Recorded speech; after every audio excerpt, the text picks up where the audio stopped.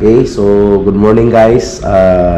Papaliwanag ko ngayon sa inyo kung papaano tumatakbo ang system ng next gen na kung tawagin natin ay fast track booster program.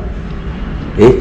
So ang gagawin mo lang para makasali ka sa fast track booster program na to ay bibili ka ng products, mamimili ka ng mga produkto based sa package list natin. Okay? So meron tayong mga products, mamimili ka, ang pinaka mababa ay halagang 2,000. So doon sa 2,000 mong biniling products, kung gusto mong ibenta, babalik sa iyo ang kapital mo. Kung gusto mo namang gamitin, at least mapapakinabangan mo yung produktong binili mo. So ang program natin is simple lang. Yung kinapital mo or binili mo ng produkto, paano siya babalik sa iyo ng 28,000 or kung tawagin natin ay times 14. Okay? So, meron tayong programa or konsepto na kung tawagin natin ay unilabel metric system. So, simple lang. Kung ikaw to, bumili ka ng products worth 2,000, maghahanap ka lang ng tatlong kakilala or kaibigan, si A, si B, si C, nabibili rin ng produkto na halagang 2,000 din. So, assuming si A, gusto rin niyang maging 28,000 ang 2,000 niya, so bibili lang din siya ng products tulad mo. Ganon din si B at saka si C. So, once na makumpleto mo tong tatlo na to, ang tawag nito first level. So, since meron ka ng tatlong tao or tatlong kakilala na bumili ng products, so si next gen ay bibigyan ka ng times 1 or babalik yung kapital mo or kikita ka ng 2,000 pesos. So meaning, yung binili mo, nagamit mo na yung produkto or nabenta mo na, kumita ka na doon, bumalik na yung kapital mo, plus may 2,000 ka rito sa tatlong commission doon sa tatlong kakilala mo na bumili rin ng products. So, same scenario. Ang gagawin din ni A, ni B at saka ni C ay maghanap lang din sila ng tatlong nilang kakilala or kaibigan or kamag-anak na bibili din ng ating produkto. Ganon din si B. Maghahanap din siya ng tatlo niyang kakilala, kaibigan o kamag-anak na bibili ng produkto. At syempre si C, hindi rin yan magpapaiwan. Meron din niyang tatlong kaibigan, kamag-anak at kakilala na bibili rin ng produkto. So meaning, pag si A, nakabuo siya ng tatlo, 1, 2, 3, ibig sabihin si A, kumita din siya ng 2,000. Si B, pag nakabili rin siya ng tatlo niyang pag nakahanap din siya ng tatlo niyang kakilala o kaibigan niya na bumili ng products, so may commission din siya. Meron din siyang 2,000. Si C, ganun din. Assuming na-invite ni C or na-bintahan niya yung mga kaibigan niya, kakilala at kamag-anak niya, ganun din si C. Tatanggap din siya ng 2,000. So, si U, wala na siyang kakilala or kaibigan or kamag-anak na bumili ng products, pero bibigyan siya ng next gen ng times 3 or halagang 6,000 pesos. So, yun ang kinita niyo. Wala na siyang ginawa doon. So, same scenario. Ang tawag nito, second level. So, second level, ibig sabihin, in-invite ng in-invite mo or nabintahan ng nabintahan mo. So, pag itong mga second level mo, nagkaroon din sila ng kani-kanilang mga customer or kakilala or kaibigan or kamag-anak. Lahat ito, ang tawag nito, third level. So meaning, dito sa third level na to, halos wala ka ng kakilala rito. Pero ang kagandahan nito, dahil kasama pa rin siya doon sa buong organization mo, so tatanggap ka rito ng 20,000 pesos or times 10 ka dito. So, dito times 1 ka, dito times 3, dito times 10, so ang total niyan is times 14 or 28,000 pesos. Now, pag nagkaroon ka ng 28,000, okay, wala kang choice, kundi tapos na yung income mo. Dahil nga, ang maximum lang na pwedeng kitain ng 2,000 mo ay 28,000. So, meaning, matured na ang account mo or graduated ka na. So, ang gagawin lang ng system, it is system generated, gagawin ng system, magkakaroon ka ulit ng panibagong account or or bibili ka ulit ng another products na worth 2,000, pero ang maganda dito, system generated na ito.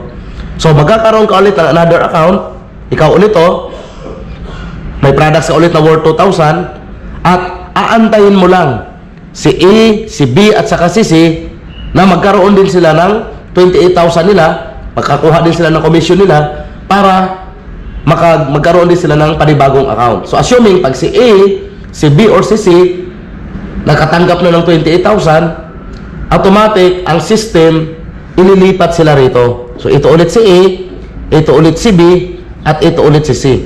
So meaning, itong tatlo ng kaibigan mo na to, hindi mo na to kailangan bintahan pa ulit, hindi mo na kailangan invite pa ulit. Kasi may tinatawag tayong rebuy or re-entry. So, ibig sabihin ng rebuy, bumili ulit sila ng products through system generated. Kasi nga, tumanggap na sila ng kanilang commission. So, pag nabuo mo ulit itong tatlong table na to, or tatlong line na to, sa first level mo, ibig sabihin, makakatanggap ka na naman ng panibagong commission na 2,000 pesos. Ganon din si A, si B, at saka si C, wala na silang halos ginawa diyan, or wala na silang ginawa, or wala ka na rin gagawin. Aantayin mo na lang, okay, na mabuo nila ang kanilang first label, which is magiging second label mo naman. So pag nabuo ulit ito, meron ka ulit 6,000 pesos. So same scenario, pag lahat itong third label mo nakatapos na dito sa first board na to, lilipat ulit sila rito sa second board. So magkakaroon ka na naman sa yung third level, panibagong 20,000 pesos na naman. So meaning, total na kikitain mo ulit dito, panibagong 28,000 pesos na naman. Ang kagandahan nito, hindi mo na to tinrabaho. So pwedeng mangyari ito ng paulit-ulit ng paulit-ulit. So yung programa is, pwedeng kumita ang 2,000 mo ng times 14, pero ito ay unlimited. Ibig sabihin, kahit paulit-ulit ng paulit-ulit, wala siyang flash out, wala siyang maximum, wala siyang limit, at wala din siyang time frame. Kung kailan mo mabuo yung isang board na to, automatic times 14 yung pera mo. So, ganun lang siya kadali. Now, ang tanong, sir, meron palang magandang kitaan diyan. So, meron bang mas malaki? Kasi nga, siyempre, may kapital ka na, kumita ka na. Siyempre, ganun naman ang mga negosyante. Pag kumikita ka, ang gusto natin, magtayo ng another business or maghanap ng another pagkakitaan. So actually, meron tayo rito another board. Actually, meron tayong 7 board, no? So meron tayong 2,000, okay? Meron tayong 5,000, meron tayong 10, meron tayong 50, meron tayong 100, okay? Meron tayong 500, at of course, meron tayong 1 million.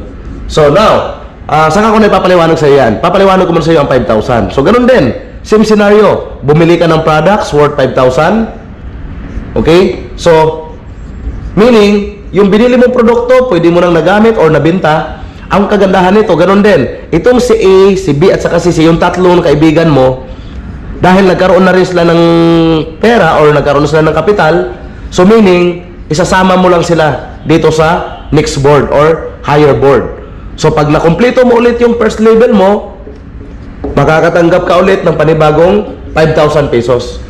So, si A ganun din. Pag nakompleto niya kanyang board or kanyang tatlo, makakatanggap din sila ng tig 5,000, which is second level mo na to, makakatanggap ka naman ng 15,000. So, si A, B, and C may 5,000, ikaw naman may 15,000.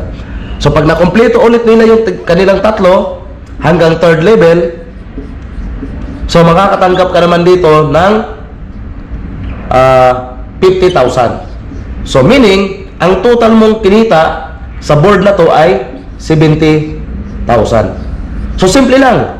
Kung anong nangyari dito sa first board or sa 2,000, yun din ang mangyari dito sa 5,000. Yun lang, mas malaki lang dito ang pwede mong kitain. So yung 5,000 mo, nagiging 70,000. So meaning, yan ay 5,000 times 14 equals 70,000. So, ganoon lang siya kasimple. Ang kagandahan nito, same scenario. Kung anong nangyari dito, magkakaroon ka din ng rebuy account or re-entry. Ikaw ulit to. Okay? Babawasan ka ulit ng system ng 5,000 para magkaroon ka na naman ng products na panibagong 5,000. So, ganoon din si A, si B, at saka si C. Ganoon din ang mangyari sa kanila.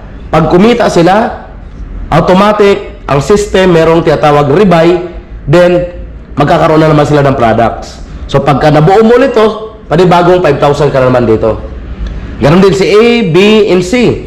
Yung kanilang mga kakilala, kamag-anak dito na sumali at nakatanggap na rin ng tig 70,000, so lilipat ulit sila rito. System generated na ito. Ibig sabihin, hindi na ikaw nagtrabaho. Ito yung first mo, ito yung second mo. Hindi mo natin trabaho, ibig sabihin, computer na ang gumawa niyan. So, panibagong 15,000 ka na ulit. Okay? Pagdating sa third level, of course, third level mo to, so meron ka namang panibagong, magkano rito? Meron ka namang 50,000. So, makakatanggap ka ulit ng panibagong 70,000 dito sa second board. Ibig sabihin, sa 5,000 kategory, ay pwede kang kumita ng 70,000 paulit-ulit, unlimited. Wala itong limit, walang time frame, at the same time, wala din siyang maximum income per day. Unlimited times 14. So, lahat yan ay may produkto, lahat yan ay bumili ng product. So, meaning, walang lugi ang bawat isa dahil nakatanggap sila ng kanilang 100% product return. Okay? So, ganoon din. Same scenario. Sa 10,000, magiging 140,000 per board. Ang 50,000 magiging 700,000. Ang 100,000 magiging 1.4 million. At ang 500,000 naman magiging 7 million. At ang 1 million ay magiging 14 million. So, same scenario, same program or same protocol. So, ganun kaganda, ganun kabilis kumita dito sa fast track bonus program ng Next Gen. Power! Grabe!